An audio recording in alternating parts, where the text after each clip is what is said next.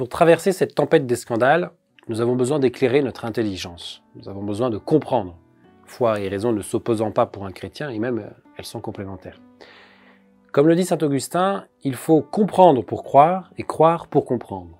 La foi a besoin de la raison a besoin de la foi.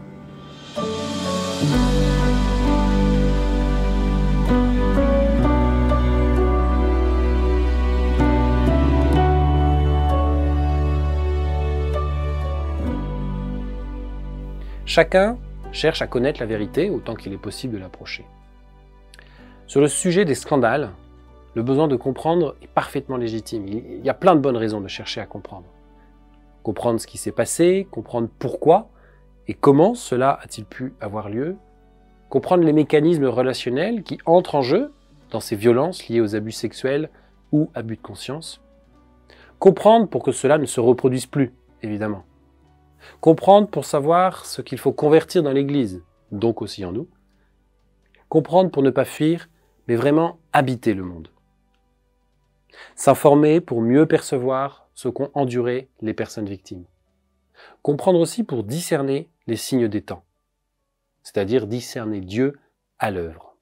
Car oui, au cœur de ces épreuves, Dieu parle. Dieu nous dit quelque chose. Vous connaissez sûrement ce passage dans l'évangile de Luc, au chapitre 12. S'adressant aux foules, Jésus disait « Quand vous voyez un nuage monter au couchant, vous dites aussitôt qu'il va pleuvoir, et c'est ce qui arrive. Et quand vous voyez souffler le vent du sud, vous dites qu'il fera une chaleur torride, et cela arrive. Hypocrite, vous savez interpréter l'aspect de la terre et du ciel, mais ce moment-ci, pourquoi ne savez-vous pas l'interpréter? Et pourquoi aussi ne jugez-vous pas par vous-même ce qui est juste? Que celui qui a des oreilles entende, nous alerte aussi souvent Jésus. Dieu nous parle donc dans ces événements, comme Dieu a parlé à son peuple lors de la destruction du temple, lors de l'exil à Babylone, en chaque temps d'épreuve. Dieu nous parle. Que nous dit le Seigneur aujourd'hui? Mais cette recherche de la vérité est exigeante. C'est comme un voyage vers des terres inconnues. Elle exige de vraiment chercher, de se laisser déplacer, de se convertir, ce qu'honnêtement, on a tous du mal à faire, quand cela touche à des choses qui nous sont chères.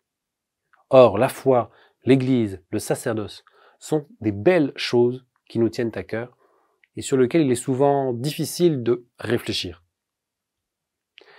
Là aussi, la prière est tout à fait nécessaire pour soutenir notre réflexion. La foi soutient la raison. Parfois, il faut reconnaître qu'on ne prend pas le temps de travailler, et en particulier d'aller aux faits. Qui a vraiment lu le rapport de la SIAZ? Beaucoup ont lu des points de vue, des analyses, mais n'ont pas été aux faits. On peut s'interroger pourquoi.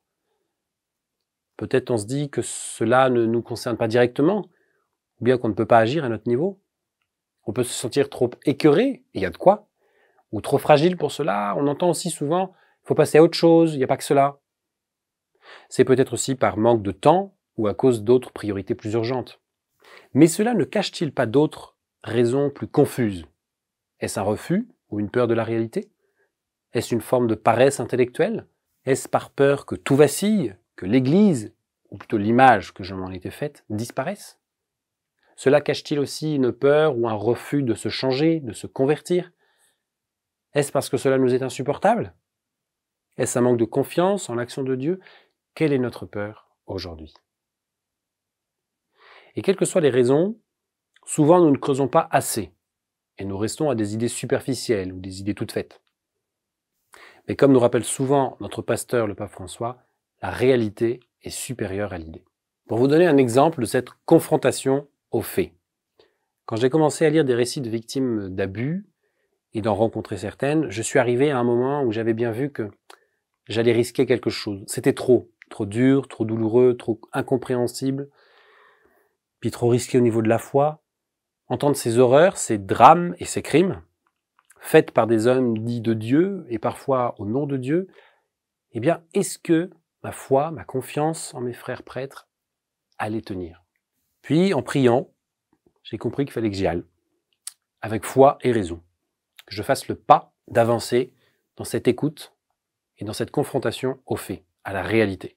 Et en fait, cela m'a demandé davantage de foi, prière, intercession, sacrifice de louange, et pareil, cela a travaillé davantage ma raison, suivi d'enquêtes, lecture de livres, échange en vérité, tentative de connexion avec mon quotidien.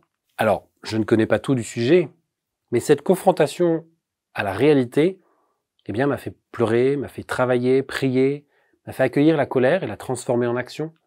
Cela a fait grandir ma confiance en Dieu, que je vois à l'œuvre dans son esprit de vérité et de consolation. Et puis cela a fait grandir mon amour de l'Église. De même, lorsque j'ai lu le rapport de la SIAZ, je me suis confronté à ces préconisations sorties du terrain, des faits et des points de vue différents portés sur ces faits. Je n'adhère pas à toutes ces préconisations, mais j'en comprends et j'en vis déjà certaines. Et pour toutes, eh bien, j'y vais en échangeant autour de moi avec des frères en humanité et des frères et sœurs en Christ. Bref, me confronter aux faits m'a fait passer d'un idéal d'Église à l'Église réelle que je peux alors aimer réellement. Alors il n'est pas trop tard pour travailler et réfléchir. En effet, nous savons qu'il y aura d'autres scandales. Jésus nous a prévenus. Il est inévitable que des scandales arrivent. Nous pouvons prendre un temps raisonnable, ni trop long ni trop court, pour nous informer. Et idéalement, il est bon d'aller à la source. Par exemple, de lire entièrement les communiqués et les articles sources, et pas simplement les commentaires ou les analyses. Un certain usage et l'organisation même des réseaux sociaux sont particulièrement efficaces pour nous embrouiller, nous empêcher d'aller à la source et de réfléchir paisiblement. On peut aussi décider de lire un livre de fond. Ce peut être le rapport de la SIAZ, ou bien le livre de témoins à victimes, ou bien une enquête, La trahison des pères de Céline Oyo, ou bien le livre Salvateur, risques et dérives de la vie religieuse, du père abbé de la Grande Chartreuse, Don Dismas de Lassus, ou bien un livre collectif, mais qui aide et qui apporte des solutions, J'écouterai leurs cris, des sœurs Xavier. Il y a aussi la lettre au peuple de Dieu, du pape François, d'août 2018. Je vous rappelle l'enjeu. Entendre Dieu qui nous parle. Vous vous souvenez du reproche de Jésus? Vous savez interpréter la météo et pas les signes de Dieu. L'enjeu est donc de chercher à comprendre les signes des temps pour vivre les conversions que Dieu nous propose de vivre. Donc concrètement, nous pouvons faire 2 petits pas. Comme nous l'avons proposé dans une précédente vidéo, nommer nos émotions, et en particulier nos peurs, et les remettre à Dieu dans la prière. Ensuite, nous pouvons décider de faire un petit pas pour comprendre un peu plus, bien décider d'arrêter de s'informer sur tel ou tel site qui ne nous met pas en paix, ou bien choisir de se former avec la lecture d'un ouvrage précis sur le sujet.